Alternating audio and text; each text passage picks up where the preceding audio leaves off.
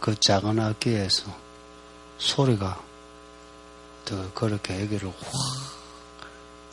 가득 채운 소리가 나는지.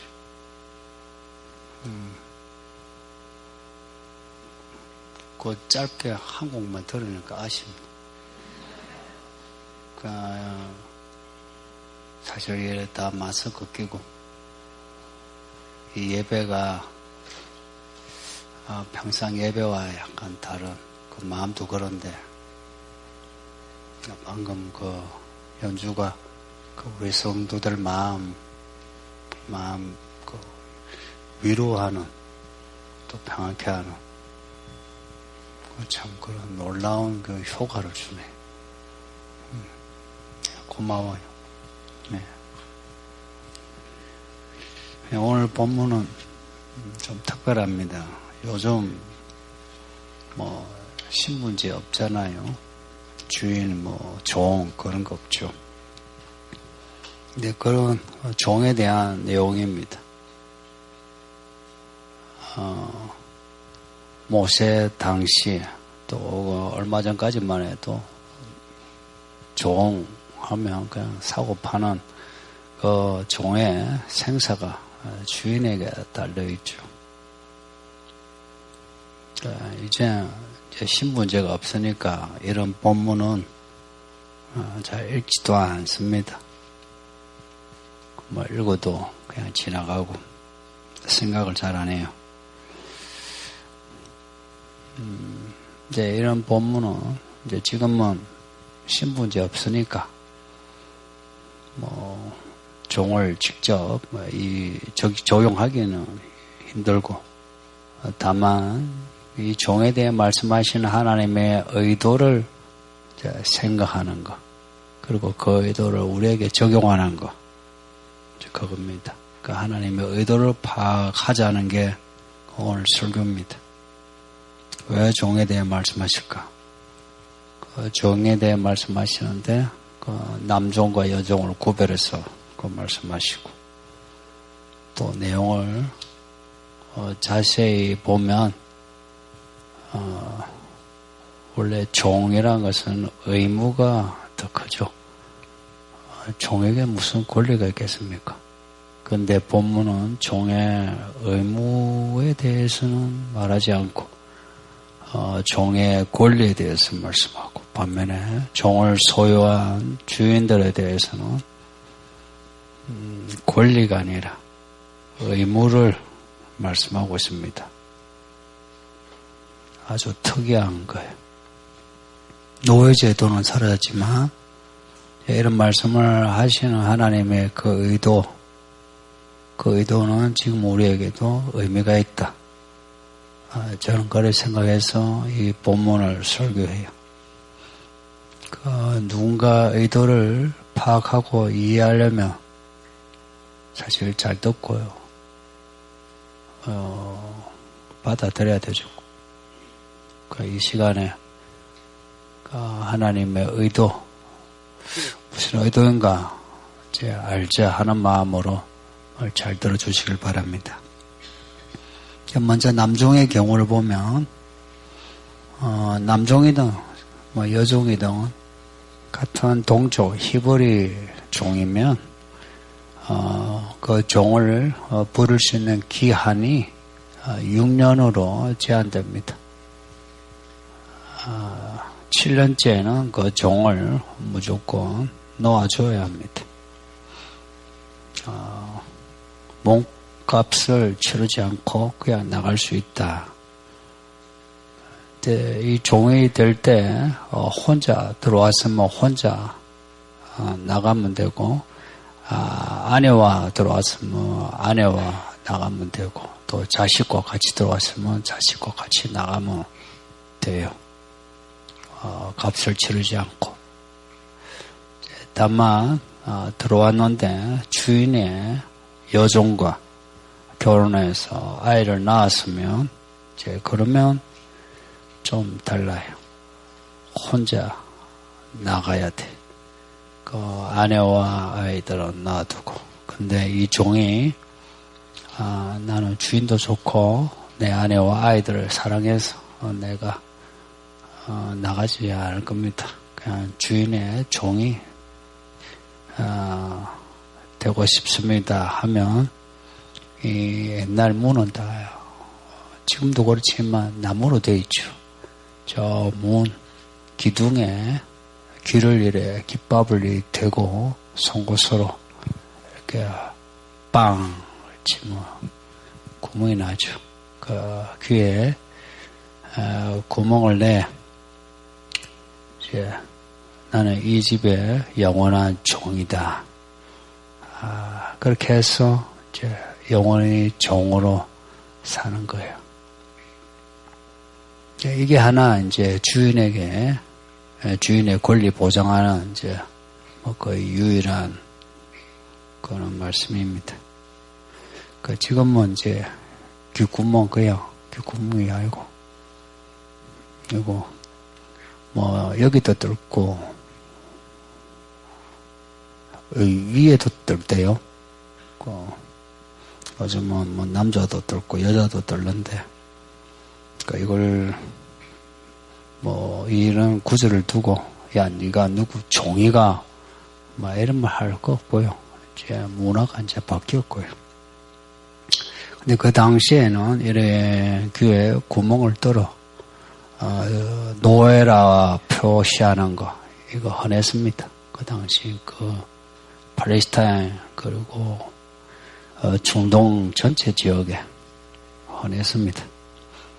여종의 경우를 보면 여종의 경우는 남종과 좀 다른데 여종은 이 주인이 여종을 그냥 일시키는 그런 종으로 사지 않고 이 여종을 아내 혹은 첩으로 샀을 때 이제 경우가 달라요.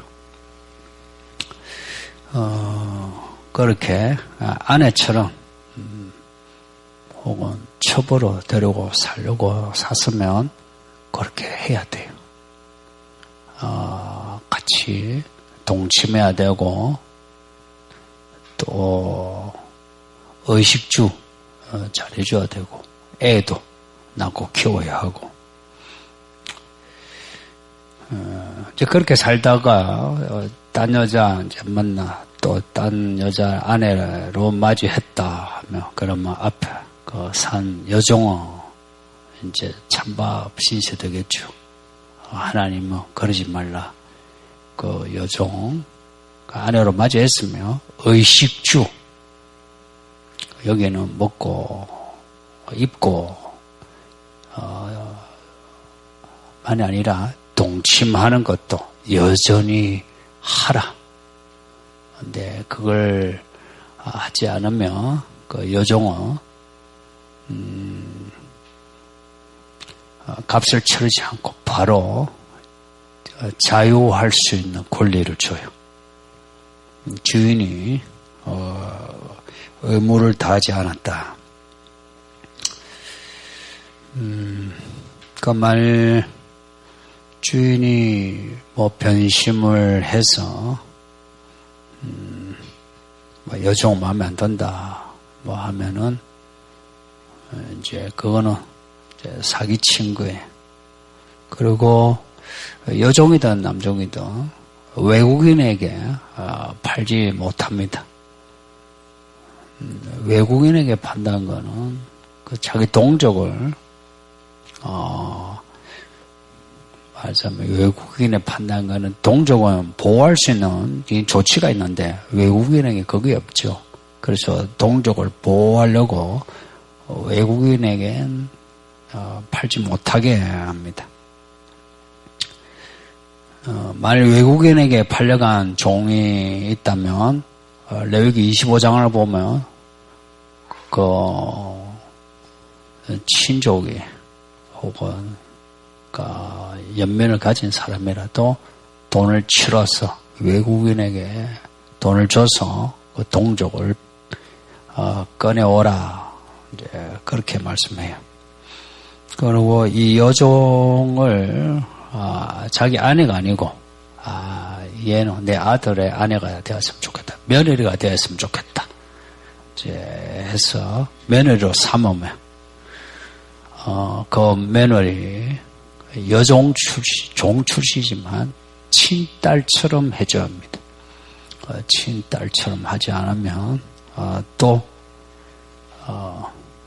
이 주인이, 법을 어긴 게 돼요. 그러면 여종은 대가를 치르지 않고, 며느리로 삼아놓고는, 날 함부로 한다. 어겼다. 법을 어겼다. 그래서 자기가, 집을 나갈 수 있어요. 이게 이제 오늘 본문 내용인데, 여러분이 이 법을 들으면서 좀 파격적이죠. 여기 여자분들, 여러분이 그 당시에 여자라 생각해 보세요.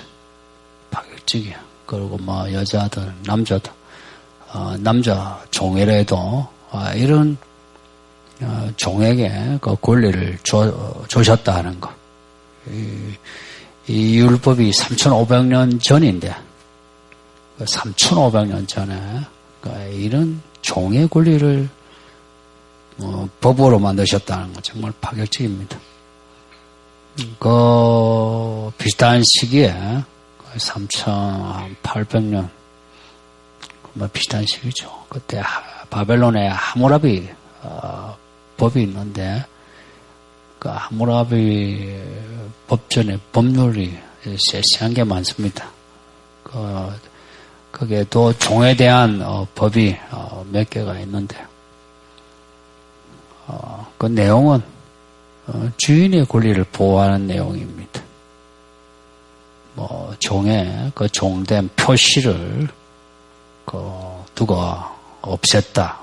이발사한 것은 그 표시를 하는 사람이, 그 표시를 한 사람이 자기 재주를 발휘해가 그 표시를 없애면 그 이발사 양팔을 잘라버리라. 왜냐? 주인의 재산을 훼손했으니까. 또 종이 아팠을 때에 자유자와 다른 그 의료비를 무는, 자유자는 3세겔, 종은 2세겔. 이제 이거는 종이 주인의 재산이니까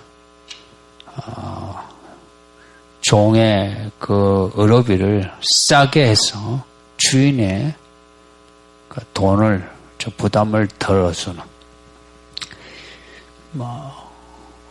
옛날 그 하무라비 법만 아니라 고대 법은 다 주인의 권리에 치중해서 그래. 지금의 법들도 사실은 주인, 그러니까 주인 종 이런 없지만 이제 갑과 을의 관계로 볼 때에 갑의 권리를 보호하는 법이 더 셉니다. 근데 반면 성경은 주인이 아니라 종의 권리를 보호하는 법이다 하는 거. 원래 법은 권력자들이 만들죠. 밑에 종들이 모여가지고 법을 안 만들죠. 권력자들이. 그러니까 권력자들이 만드는 법이라면 그 권력자들이 다 주인 아닙니까? 그래서 세상 모든 법은 주인을 위한 법이에요. 거기에 종을 위한 권리를 적어도 비교를 하면 세 발의 피도 안 되죠. 또 상식적으로도 생각해봐도 권력자 혹은 주인의 권리를 우선하는 게 옳죠. 상식적으로 생각해도. 이 나라가 평화롭고 안정되고 경제가 성장하고 나라가 강해지려면 종들의 권리를 앞세우는 거하고 주인 혹은 기업가의 권리를 앞세우는 거하고 어느 게 더 낫겠습니까? 말하자면 노동자 권리를 더 앞세우면 힘들어요.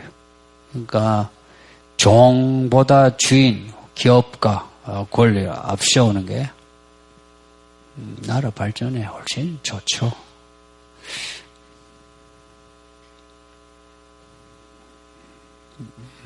예를 들어서 노동자와 이제 지금은 갑과 을의 위치, 옛날로 보면 종의 위치 아닙니까? 그래서 노동자에게 소득을 많이 올려줬다, 연봉을 올려줬다. 그러면 기업의 이윤이 좀 줄어들죠. 그 이윤이 줄어들면 그러면은 기업에 그 투자하는 돈이 작아지죠. 그 투자하는 게 작아지면 생산성이 좀 줄어들죠. 그 생산성이 떨어지면 기업 간의 경쟁력도 떨어지고 국제 경쟁력도 떨어지고 그러면 안 팔리죠 많이. 안 팔리면 이제 적게 만들 수밖에 없어요. 그러면 적게 만들면 기업이 돈을 못 버니 노동자도 이제 돈을 못 벌죠. 그래서 기업을 살리기 위해 이제 노동자의 권리를 제한시켜. 그래서 국제 경쟁력을 이제 살려가지고 지금의 이제 정부에 대해 소득 주도 성장에 대해 이제 비판한 사람들이 이제 이런 말을 하죠. 그래서 지극히 상식적입니다. 이제 이런 정부의 소득 주도 성장 이런 거는 경제학적으로 보면 상식적이지 않은. 이게 이제 우리가 보통 가지고 있는 여기에 주인이 아니라 기업가 아니라 그냥 노동자인데도 여러분도 그렇게 생각하죠. 근데 정말 그럴까 하는 겁니다. 오늘 이 본문은 고대 사고에서나 지금의 사고에서나 상식을 벗어나 파격적인 내용입니다. 이 내용을 또 자세히 보면 남종을 샀는데 7년 되면 자유롭게 놓아줘라. 희한한 법이죠. 옛날 노예인데 6년하고 7년째는 놓아줘라. 여기에 대해 하나님의 말씀하려고 하는 게 뭘까요? 사람이 사람을 지배하는 거는 정당하게 돈을 주고 사서도 무한하지 않다는 거예요. 그러니까 하나님은 제한을 둬요. 6년이면 족하다. 본전 뽑았다. 야, 놔주라.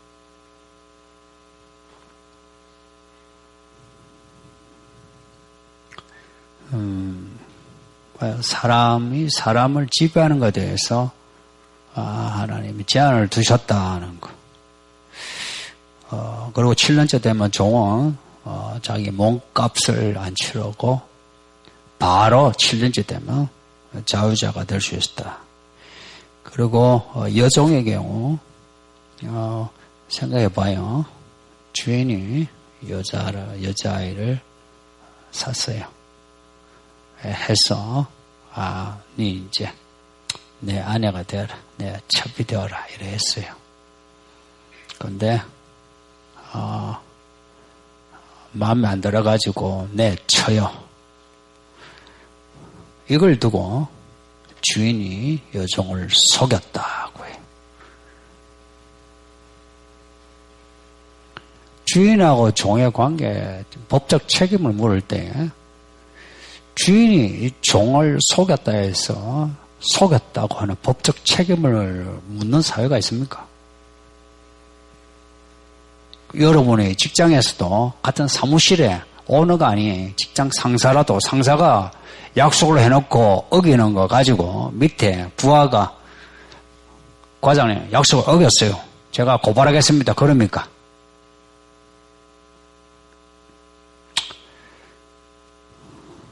오늘 본문은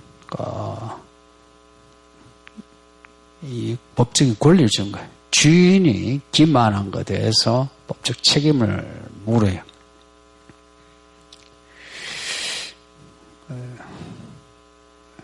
여종의 권리도 확실히 보장한 거라. 아내가 되는 혹은 첩이 되는 그렇게 했으면 주인님 나와 잠자리를 같이 해야죠 하고 먹는 거 보장, 입는 거 보장, 그리고 사는 집 보장, 같이 동침하는 거 보장, 애를 낳으면 애 낳아 키우는 보장, 그 보장을 법적으로 주장할 수 있고 그것이 안 될 때에 책임을 물을 수 있다. 그리고 여종을 며느리로 받아들였을 때에도 이 본문은 다른 성경 번역에 이렇게 나와요. 친딸을 대하는 관례대로 관습대로 여종을 며느리로 받아들였으며 그 여종을 그 사회의 친딸에 대하는 관례대로 그 며느리를 대하라. 야, 이 우리나라 같으면 놀라운 구절 아닙니까? 지금 뭐 아들이 사랑한다 해가지고요 데리고 온 며느리도 뭐 괄시한 시어머니가 많은데 지금 여종이 며느리가 되는데 친딸처럼 대하라 하는 겁니다.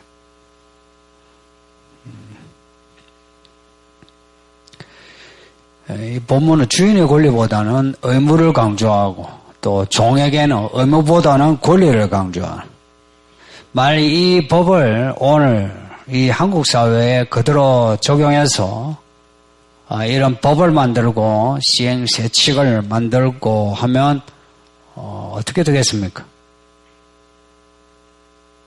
이 내용 정신을 가지고 법을 만들면 어찌 되겠습니까? 근데 이 내용은요, 지금 이 모세 율법만 있는 게 아니고 뒤에 선지자들도 이 문제를 계속 지적합니다. 근데 이제 성경을 믿는다는 우리 기독교인이 이런 법의 정신, 율법의 정신, 그 뒤에 나오는 법들도 다 같은 내용입니다. 그 정신이 다 같은 맥락이 있어요. 폭행에 관한 법, 뭐 이런 법 있죠.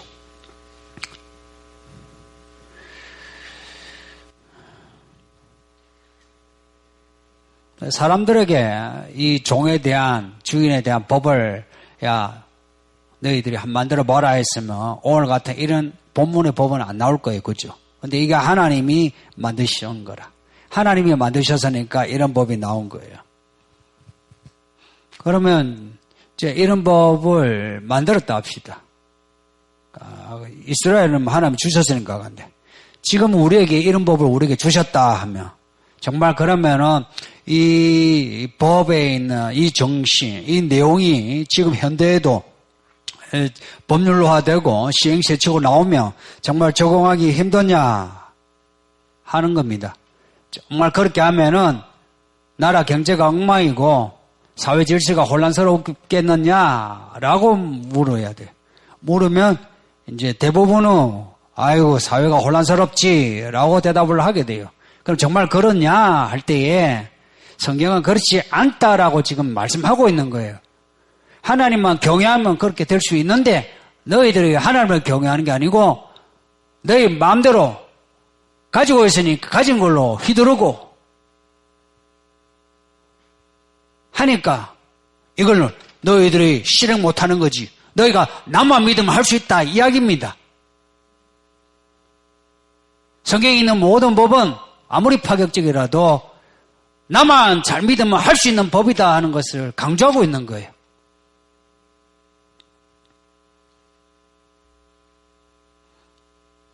아무리 비싸게 사들인 종이라도 7년이면 놔주라.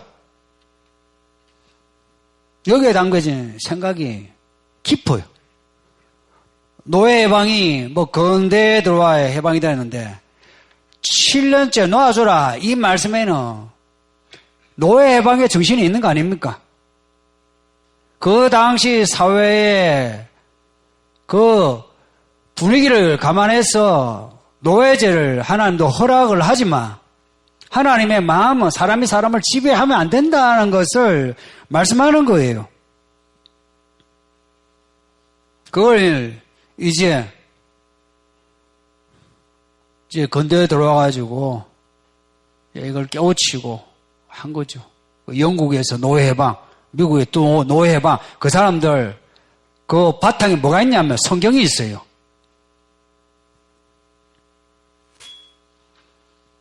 근데 어쩔 수 없이 노예제를 허락한다면, 그러면 노예제가 있다면 주인이 힘들겠습니까? 종이 힘들겠습니까? 주인이 힘들죠. 그죠? 주인하고 종하고 주인이 더 힘듭니까? 종이 더 힘듭니까? 참 내가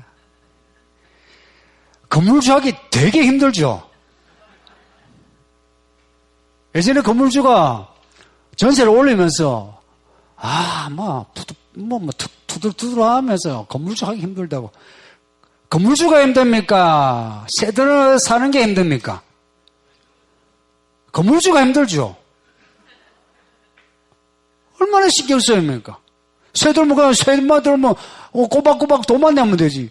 건물주가 되면 이것도 신경 써라, 저것도 신경 써라. 그래서 건물주가 법을 만드니까 건물주 입장에서 법을 만드는 거 아닙니까? 건물주의 권리예요.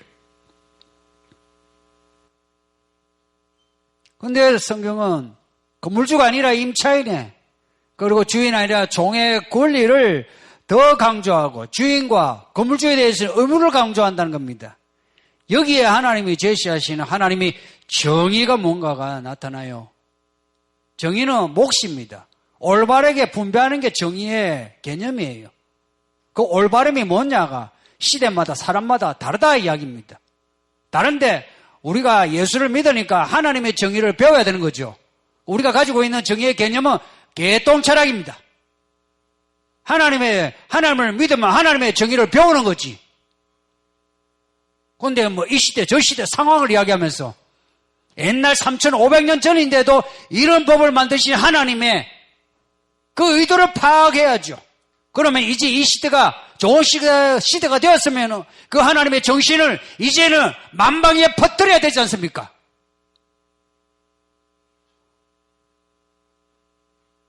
노예제도 없는데.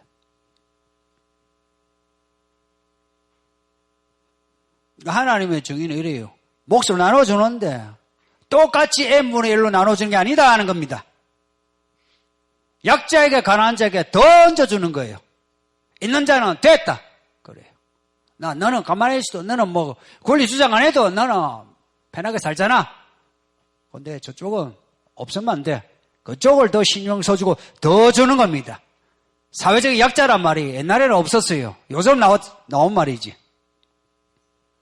예수님은 오늘 이 본문보다 더 많이 사회적 약자에게 관심을 가지는 거 압니까? 오늘날 기독교인이 이걸 모르고 무시하고 오히려 부정해.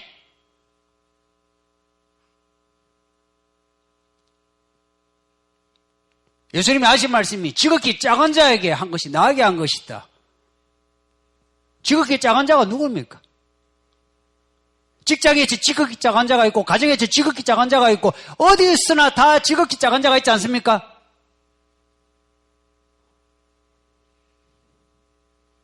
어디 있으나 다.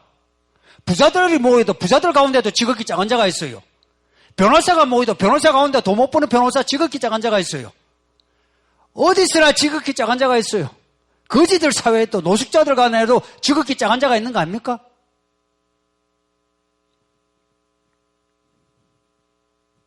그러니까 지극히 작은 자를 멸시하면 지옥에 간답니다. 예수님이 하신 말씀입니다. 지극히 작은 자. 여러분이 만일에 오늘 하면 그 직원을 무시하고 돈 하나하나 가지고 따지고 떨면은 그냥 안 둔다 이야기예요. 노예제도가 있을 때 지극히 작은 자는 그 노예죠. 지금은 이런 자본주의 사회에서는 노동자입니다. 혹은 가난한 자입니다. 혹은 공부 못한 사람입니다. 혹은 못생긴 사람입니다.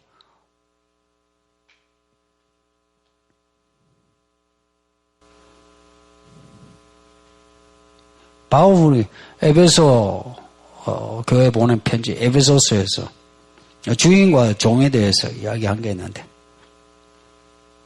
종은 주인을 그리스도 섬기듯이 섬겨라고 해요. 그냥 허투루 얼음 부리지 말고 열심히 성실하게 해라. 그런데 주인은 하나님이 상전인 것을 알고 종을 괴롭히지 말라 합니다. 어느 게 더 셉니까?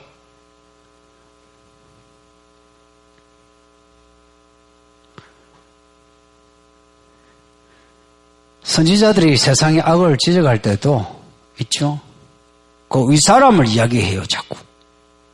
우리가 금요일에 읽고 있는 그 아모스, 수요일 읽고 있는 아모스만 해도, 아모스 4장 1절에 바산의 암소들 이야기하면 그 바산의 암소가 강남 사모님들이에요. 이 강남 사모님들이 가난한 자를 압제한 거라. 벤츠나 뭐 이렇게 외제차 타고 다니면서 가난한 사람들, 그 택배하는 사람들, 작은 차 타고 다니는 사람들 무시하죠.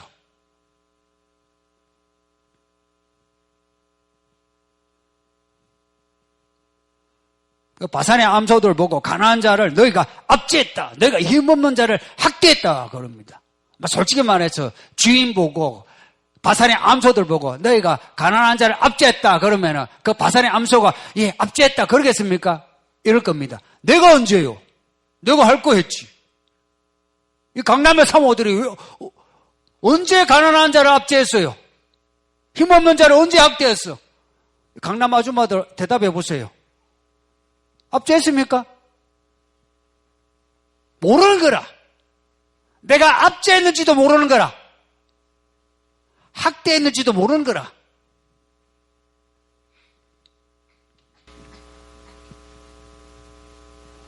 신화들 보면요. 뭐 성경을 신화처럼 여기죠. 신화, 바벨론 신화, 그 전에 수메르 신화, 그 다음에 나온 뭐 그리스, 뭐 아테네, 뭐 로마 신화, 중국 신화, 인도 신화, 혹은 애굽, 이집트 신화, 신화 봐요. 비슷한 패턴이에요. 거기 보면 신들이요. 전횡을 일삼아요. 폭력적이라. 그리고 그 신들 밑에 있는 짜잘한 신들, 그리고 그 신들을 수종하는 사람들까지도 폭력적이에요. 약육강식이에요. 이게 힘센 신이 최고라. 힘이 정의예요. 그래서 르네상스 때에 고대 신화를 다시 살린 게 르네상스 아닙니까? 그래서 계몽주의자들이 했던 말이 뭡니까? 힘이 정의예요. 홉스가 했던 말도 그 말이고 루소가 했던 말도 그 말이에요. 루소가 인구론에서 뭐라고 했습니까? 아, 인구론 누가 졌지? 멜서스예요.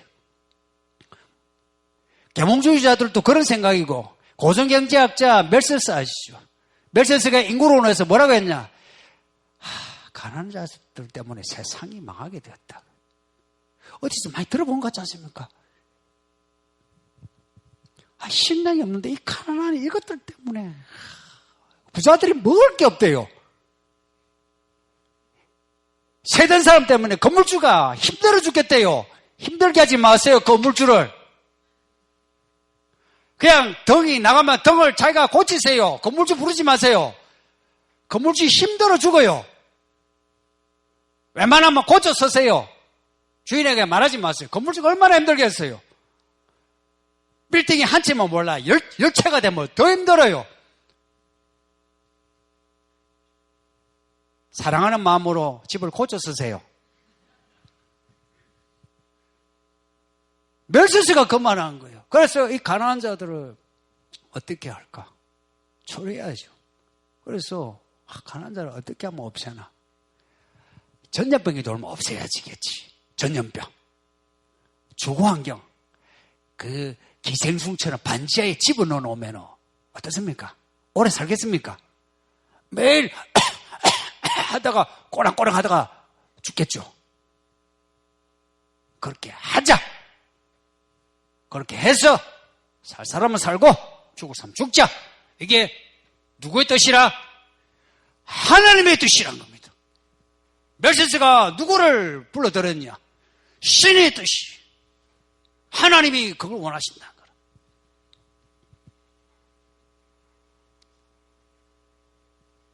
그럴 때 그 수많은 기독교인이 아멘 했어. 지금도 경제학이 그런 거 아닙니까?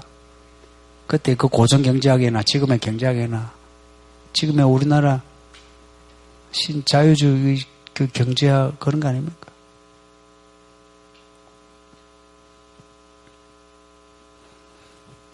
근데 하나님은 그렇게 기생충처럼 해가 이거는 소멸하자, 박멸하자 하는 그 가난한 자 편을 들면서 가난한 자를 마치 자기 문제처럼 여기시는 거, 그리고 가난한 자에 대해 되게 예민하게 반응하시는 거 어떻게 생각하십니까? 성도님들 어떻게 생각합니까?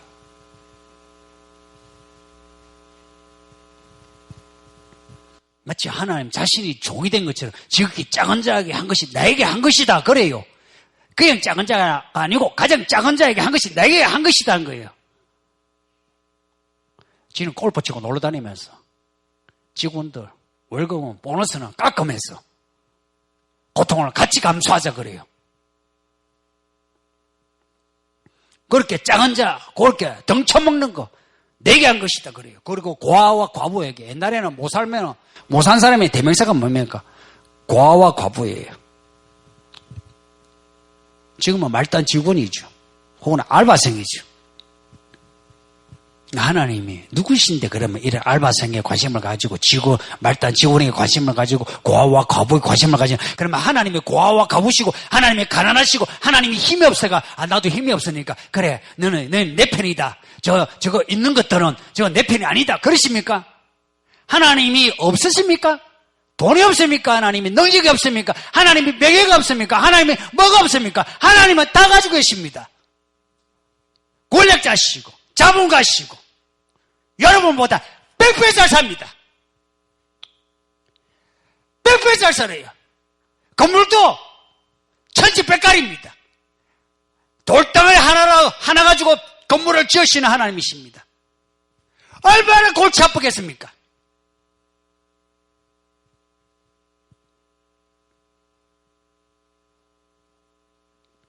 하나님이 그렇게 부자고 그렇게 권력자인데 그 하나님이 이렇게 한 사람 종에 대해서 지극히 작은 자라고 하는 그 한 사람에 대해서 그렇게 관심을 가지시고 그 사람에게 한 것을 마치 자기가 당한 것처럼 아이고 아파라 아이고 서러워라 아이고 억울해라 하면서 그 주인에 대해서 너 두고 보자.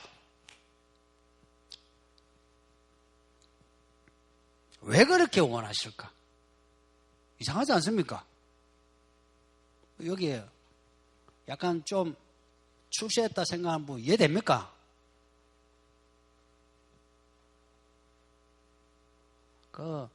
심정적으로 아마 이해되지 이게 말고요. 이런 거예요. 주인들에 대해서 이런 거예요. 가난한 사람 내 거야 이 새끼야. 건드리지 마. 너 직원 내 거야. 네가 돈 들어 샀지. 내 거야 내 거. 내 이 직원 내 거니까 너 함부로 관리하지 마 이 새끼야.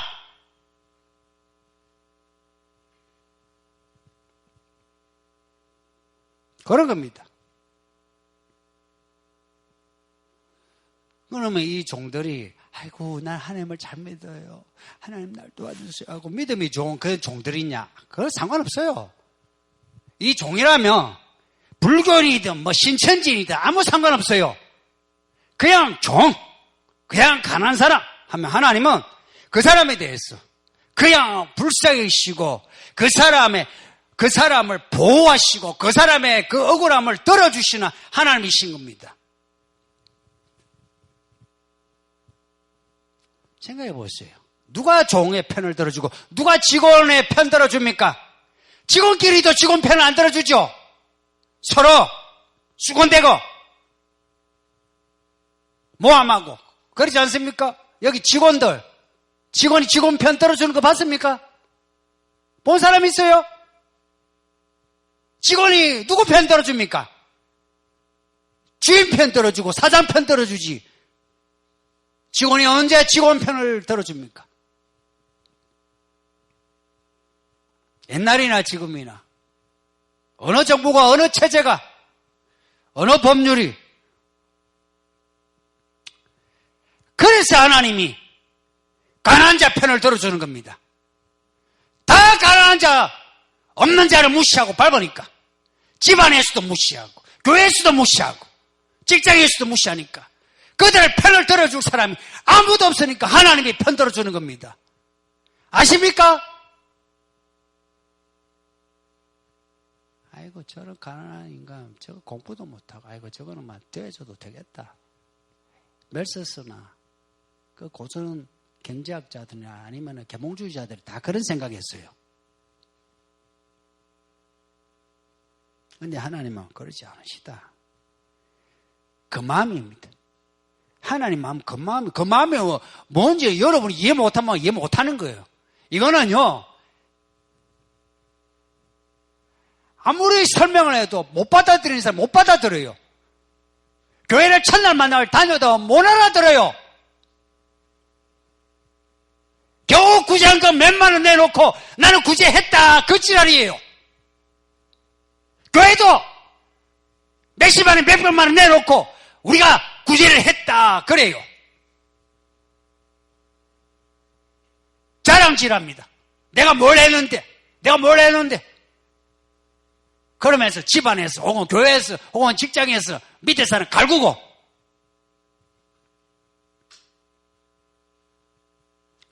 하나님은 이 마음으로 천지 창조하셨고요.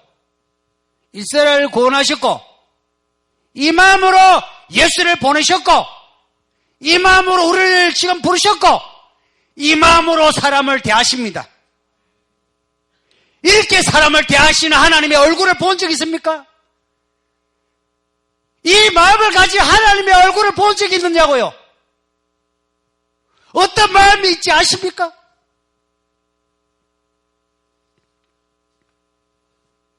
지금 이 사회를 선진국이라고 하는 그 나라들의 그 사회를 하나님이 어떻게 보실 것 같습니까? 법적으로는 종이 없고 노예도 없어요. 그런데 가난하고 늙은 자에 대한 물론 복지가 옛날보다 잘 되어 있어요. 권리도 법적으로 보장되어 있어요. 예전에 또 없던 미투 운동도 일어나가지고 이제 여자들도 어느 정도 보장이 된 것 같아요. 얼핏 성경에 이런 정의가 이루어진 것 같은데 실제는 어떻냐 이 말입니다. 미투가 일어난다 해서 여기 직장에 다니는 여자분들 겪은 일들 생각해 보세요. 미투 운동이 여러분의 그 권리를 보장하대요? 복지가 있다 해서 가난한 자의 먹고 사는 게 걱정이 없대요? 노동자의 권리가 보장이 되대요? 집안에 못 먹고 못 사는 사람이 그 무시당하지 않대요?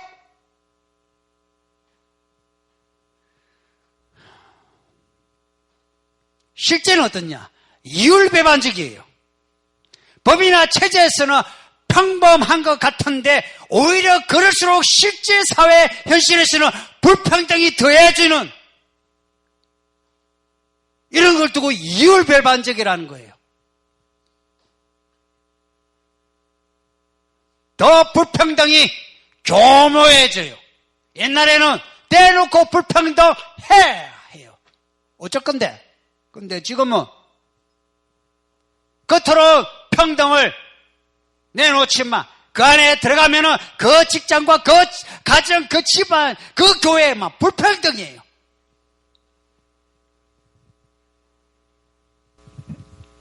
옛날에는 개천에서 욕 나온다 그랬죠. 요즘에 개천에서 욕 나오겠습니까? 간단한 예를 들면 그런 거예요. 우리가 사는 서울, 특히 이곳 강남이 그렇습니다. 참, 저는 생각지 않게 강남에 서울 올라오자 강남에만 살아서 참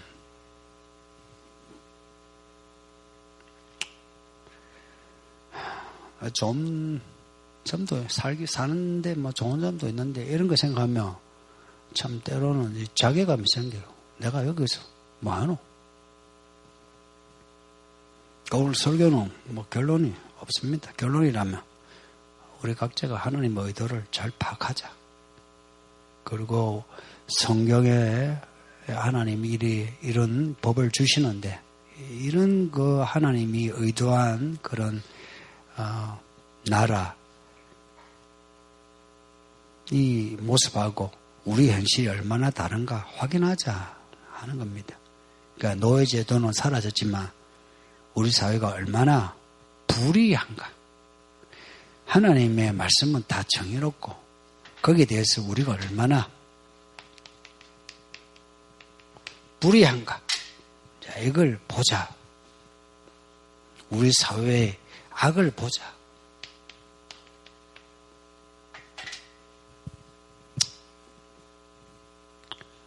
세상에서는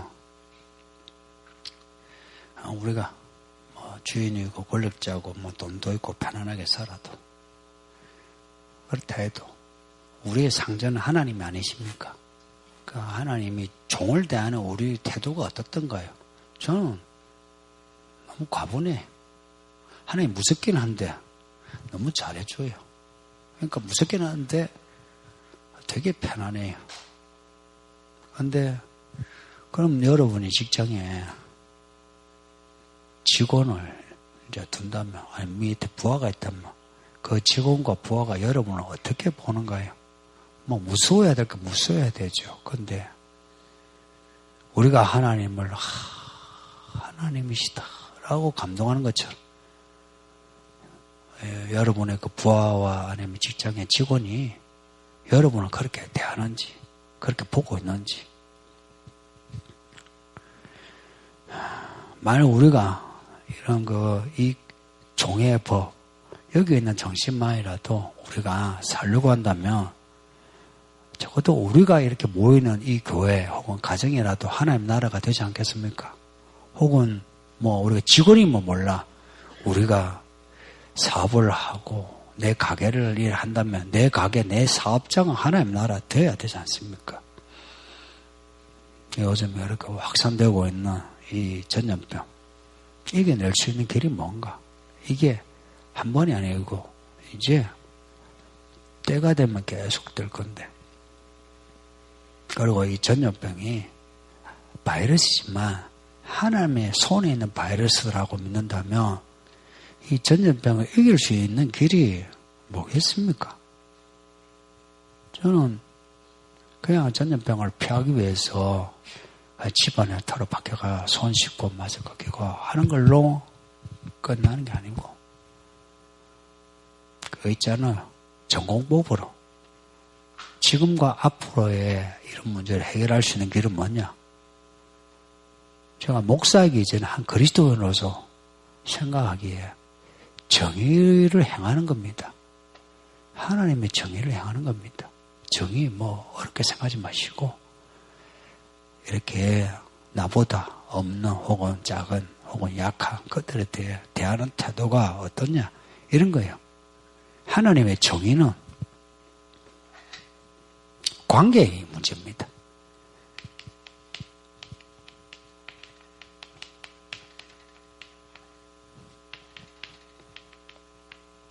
관계의 문제입니다. 사람에 대해서 어떻게 대하는가. 뒤에 나오는 이 법률들도 다 똑같은 내용이에요. 의외로 하나님은 우리가 사람을 어떻게 대하는가 되게 관심이 많으십니다. 벨세스가 그 인구론하고 지금 몇백 년 흘렀어요. 식량이 모자랍니까? 극복했죠, 그죠? 벨세스는 식량 때문에 그랬거든요. 극복했어요. 승부님도.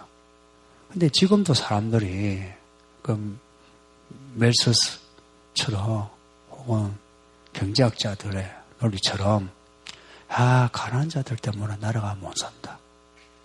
그래요. 하나님이 우리에게 주신, 인류에게 주신 능력, 하나님이 또 베푸신 은혜는 우리가 하나님의 정의를 행하기만 하면 하나님이 우리에게 더 잘 먹고 잘 살게 하십니다. 그날이 오겠느냐? 지금처럼 이 교회가 이렇게 수치를 당하고 교회 문 닫으라 뭐 그러죠. 다음에 또 이런 일이 일어나면 또 그럴 거고. 그 말은 교회가 한 게 뭐가 있노? 뭐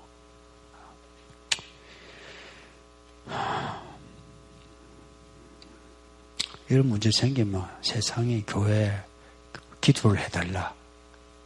사실 그래야 정상이지, 그죠?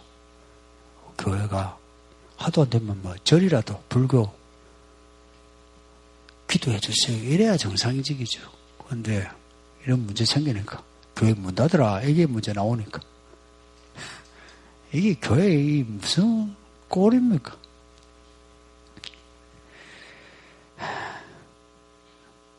이 종의 법처럼 정의로운 삶을 살 때에 하나님은 하나님의 방식으로 지금 인류 역사가 증명하는 것처럼 우리 인류를 더 잘 먹고 잘 살게 하고 아름답게 하고 안정되게 하실 줄 믿습니다.